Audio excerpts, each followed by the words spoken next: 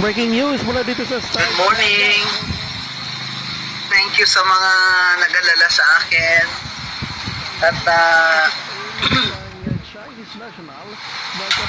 nag-video lang ako ngayon, kahit short lang ito, just to assure you that I'm okay. Mataas ang blood pressure ko kagabi, pero it's stabilized naman. And alam nyo naman ako, hindi naman ako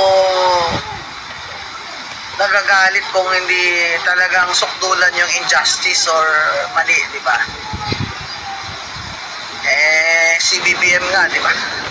Tumayo ako doon sa cathedral. Talagang speech ako doon na halos walang pahinga na.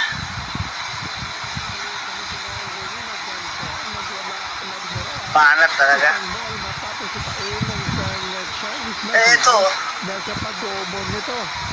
hindi naman pwedeng palampasin yun pag ilalipusta ka na. Dinidefend ko nga yung ibang tao pag ginaganon sila. Sarili ko pa kaya. Sabihan ba naman niya ako sa Rockwell Mall na you're coughing. You should leave the mall. You should stay at home. Ha? Doon yun nagsimula. Saka ang dami kong kilala doon sa Rockwell Mall. Nakapaligid doon yung mga residents doon.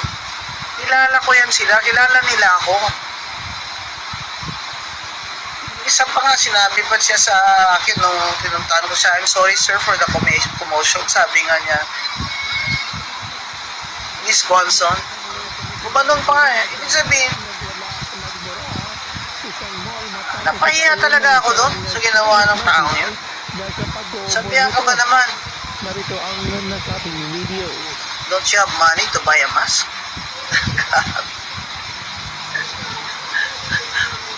Bawal pala sa kanya o kahit umubo ka lang minsan. Kahit nasa public Rockwell Mall ka. Diba yung mga tao doon, they're very courteous, ha? They say hello to each other, familiar faces. Obviously, hindi siya taga doon. Later we found out na hindi talaga sila taga doon. Kasi nung nasa police station na sila, syempre may mga ID na sila. Nagreklamo po talaga ako sa police and filed the case for unjust fixation and grave oral defamation. Last night, kahit gabing-gabi na I wasn't feeling well and tired and I had no dinner. So I ate one mushroom pie and a bottle of water. But I'm okay now. I want to just to let you know that I'm okay. I'm just resting today. Tomorrow out of town pa ako to give a speech to the Philippine Institute of Certified Public Accountants. And please watch my video in PGMN, Peanut Gallery Media Network, and subscribe to my YouTube, Queen of Bartagulan. Kasi those are, yan sa YouTube ko po, I will post my full video telling you what happened. Kasi many people naman na kontra sa akin, they're taking advantage of this to malign me. Pinapaalala ko lang po sa tumuha ng video na bawal po talaga sa batas yun, kaya pinagbabawal yun sa Rockwell Mall. You have violated my right to privacy and that is a criminal offense. Kaya sana po pag nakita nyo yung video ko later, maybe later this afternoon, ay mas makita nyo yung buong katotohanan and story, and you can comment and if you like to defend me in any Facebook post. Thank you very much. I'm okay. I'll just rest today.